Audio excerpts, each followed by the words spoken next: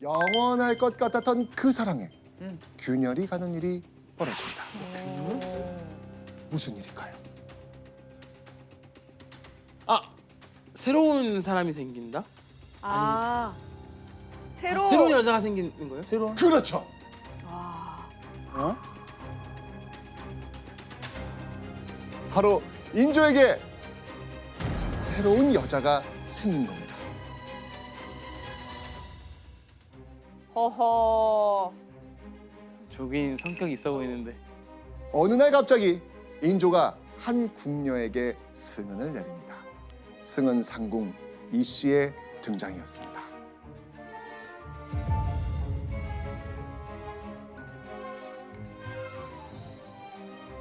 자, 그 소식을 들은 조기인 어땠을까요? 난리 나죠. 불안하고. 그렇죠. 정말 놀라고 불안했을 겁니다. 조기인에게는 자신의 자리를 위협할 경쟁 상대가 나타난 겁니다. 조기인이 극도로 불안했을 상황. 근데 이때 조기인의 목숨을 위태롭게 하는 사건이 일어납니다.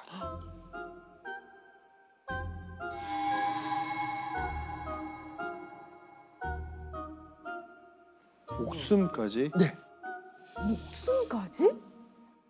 바로 누군가가 조기인을 저주하는 사건이 벌어진 겁니다.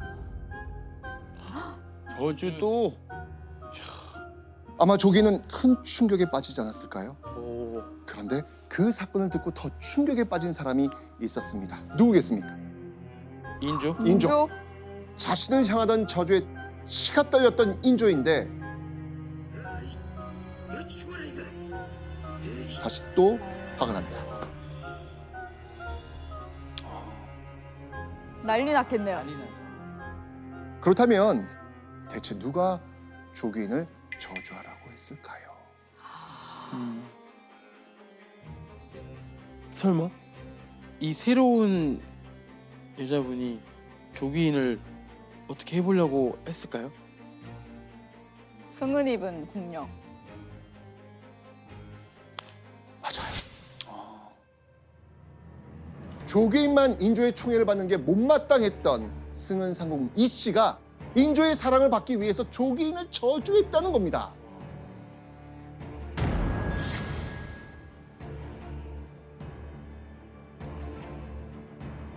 자, 그 자백을 들은 인조 어떻게 했을까요? 아, 완전 약간 트라우마처럼 있어서 엄청 엄하게 벌을 내렸을 것 같아요. 맞습니다. 승은 상궁 이 씨를 가차없이 유배 보내고 죽여버립니다. 죽이기까지? 죽이기까지요? 네, 마음이 좀 있었던 그러니까. 궁녀인데. 그렇죠. 아무리 그래도 또 조기인을 건드렸으니. 그렇죠.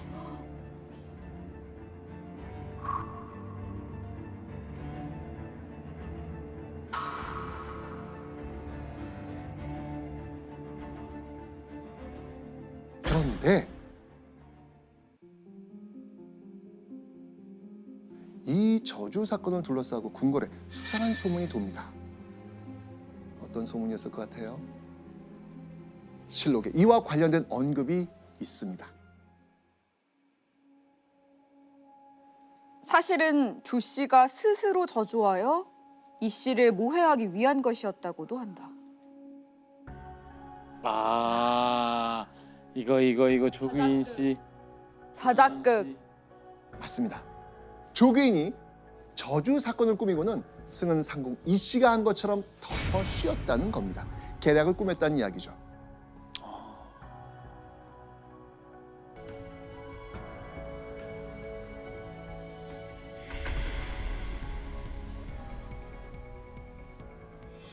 인조와 중전 사이에도 큰 변화가 생깁니다. 바로 조선 역사상 정말 전무후무한 사건. 인조가 중전을 다른 궁으로 옮기도록 명한 겁니다. 인조가 중전에게 홀로 경덕궁, 지금의 경희궁에 가서 지내라고 한 겁니다. 왕과 왕비가 서로 다른 궁을 쓰는 별거 사건이 터진 겁니다. 중전과 별거를 선언한 인조의 명분은요. 아이고, 중전의 건강이 안 좋으니 옮겨서 치료하라는 거였습니다. 아, 핑계네요, 핑계. 아마 한 나라의 국모로서, 여성으로서 너무 수치스러웠을 겁니다. 그러던 1646년 1월 또 한 번 인조를 불안에 빠뜨리는 충격적 사건이 일어납니다. 바로 왕이 먹을 전복구이에 누군가 독을 넣었다는 겁니다. 왕이 먹을 음식에 독을 탔다? 이거 역모죠.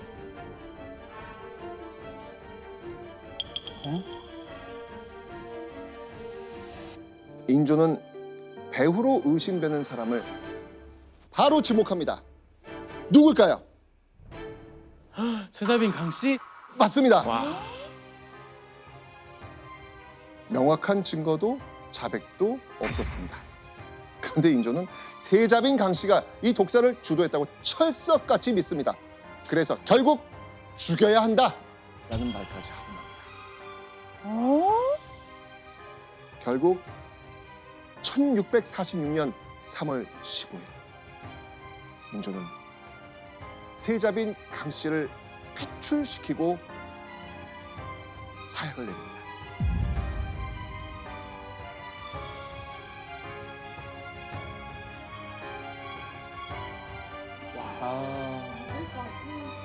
아니 와.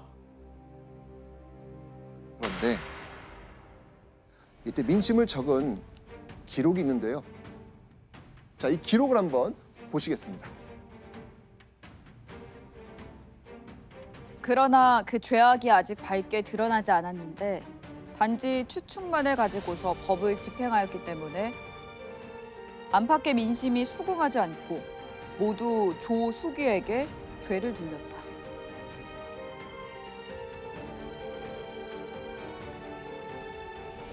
세자빈 강씨의 죄가 드러난 것도 없는데 역적으로 몰아서 죽였으니까 백성도 그거 믿지 않는 겁니다. 그리고 세자빈 강씨가 죽은 거 다 누구 탓이다? 조기. 조개의 탓이라는 거죠.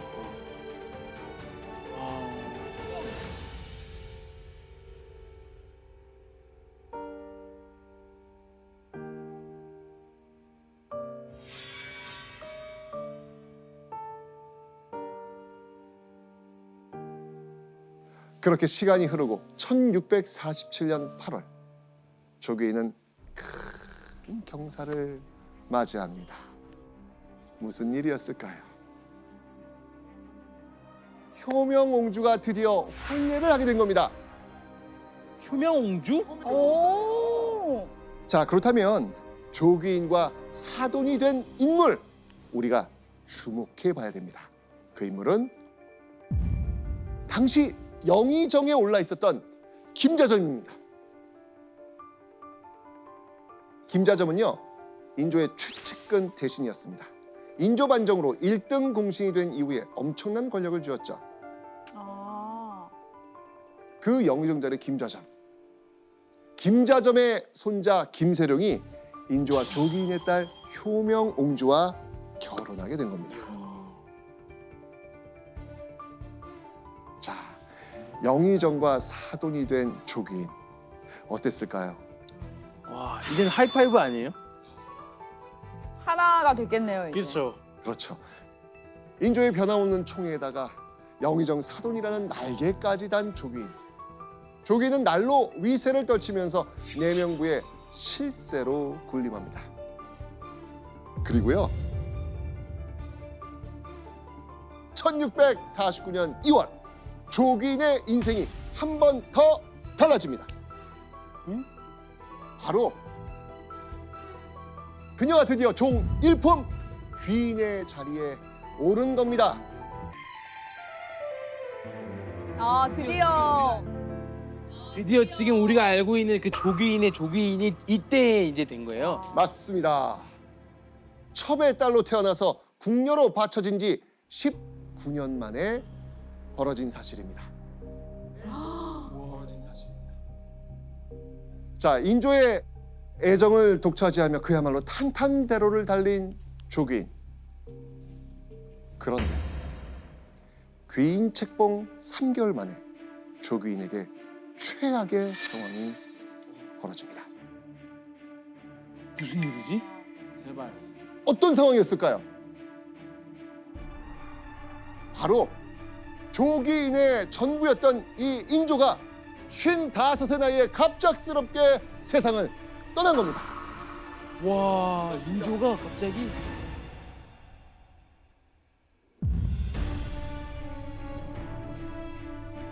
자, 그렇다면 조나단, 인조 다음 왕, 조선의 17대 왕이 누구죠? 효종이죠. 맞습니다. 인조의 둘째 아들, 바로 복림대군이었던 효종.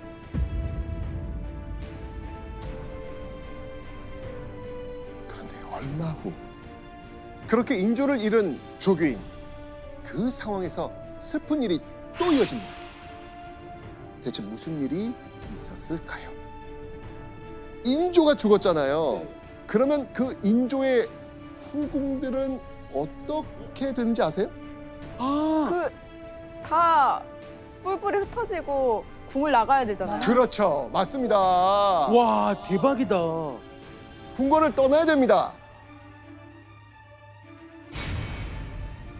자, 이때 조귀인은요, 정말 누리던 부귀영화가 다 흩어질 것 같다는 불안감에 휩싸였을 겁니다.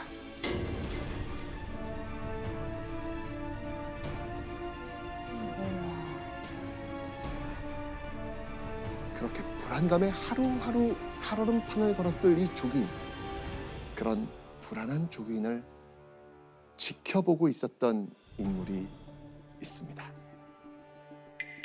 이 과연 누굴까요? 떠난 중전. 그렇죠. 중전. 와야 돼. 바로 인조의 중전이었던 장렬왕후.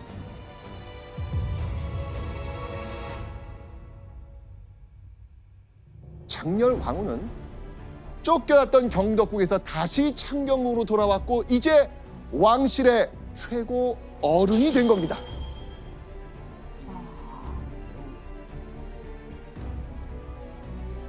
경하드려옵니다. 대비마마. 명심하시게. 난 자네 용서한 적이 없으니. 조개인과 장렬왕후의 처지가 완전히 뒤바뀐 겁니다. 바뀌었네. 야, 재밌다. 자, 그렇다면 조귀인, 그 성격에 가만히 있었을까요? 정말 속에서는 천불이 났을 겁니다. 결국 조귀인이 무슨 짓을 벌였는지 한번 보겠습니다.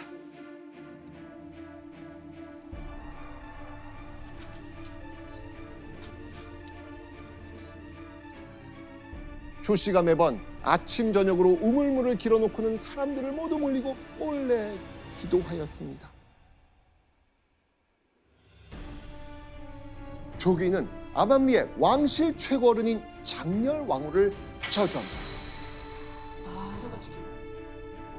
와.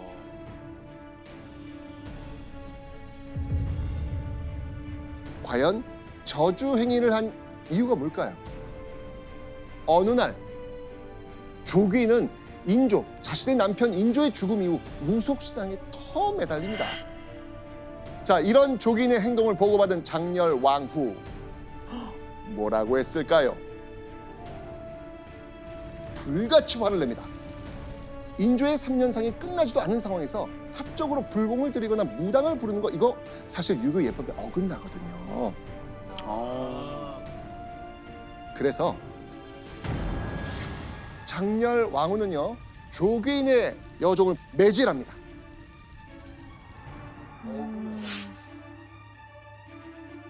결국 조귀인은 앙심을 품고 어떻게든 장렬왕후에게 복수하겠다고 생각했나 봅니다.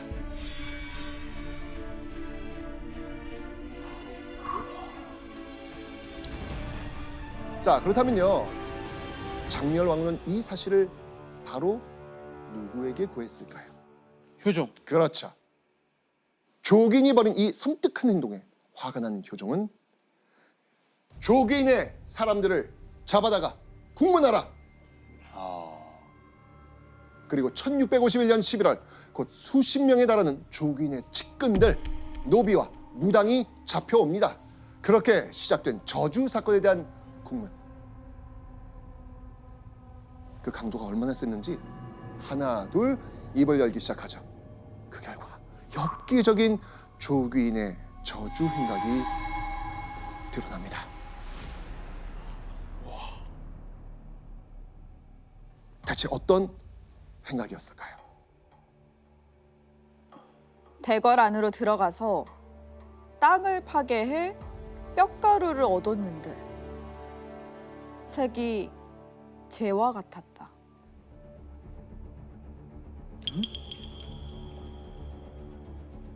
그러니까 한마디로 현장 검증했는데 그곳에서 조귀인이 시킨 뼈가루 저주의 실체가 확 드러난 거죠.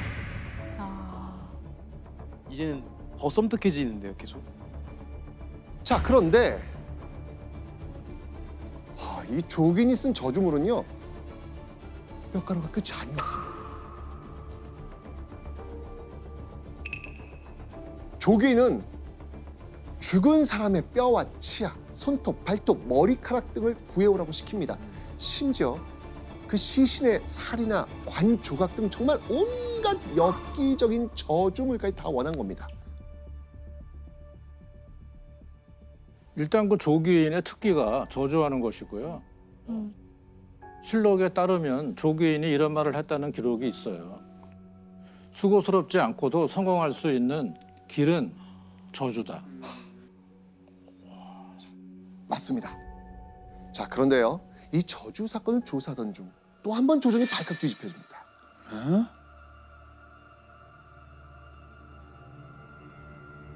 조귀인의 저주 사건이 일어난 지 보름이 지났을 무렵인 1651년 12월, 누군가 영모를 모의한 정황이 포착이 된 겁니다. 효종은 화가 머리끝까지 납니다. 그리고 관련된 이들을 모조리 잡아들이죠. 그러던 중 김자점의 아들이 정말 충격적인 자백을 합니다.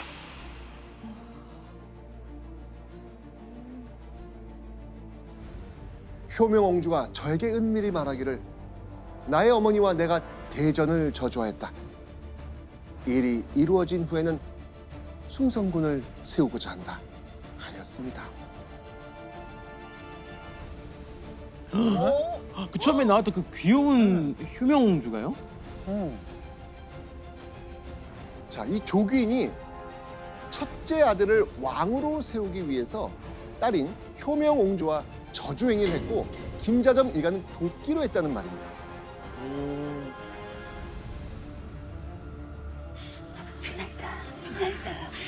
이 집 대주가 급사를 맞고 죽게 해주십시오.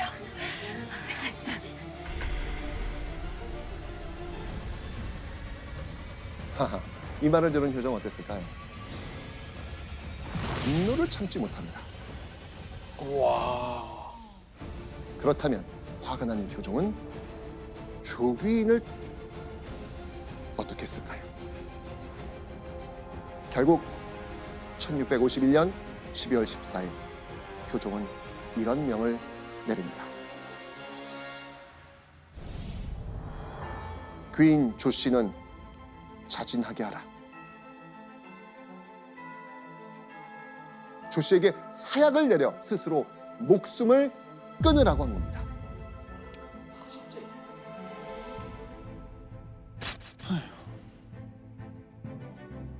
그렇게 궁녀로 입궁한 지 21년 파란만장했던 조귀인의 삶은 이렇게 비극적으로 끝을 맞이합니다. 한세사 잘 살고 간다.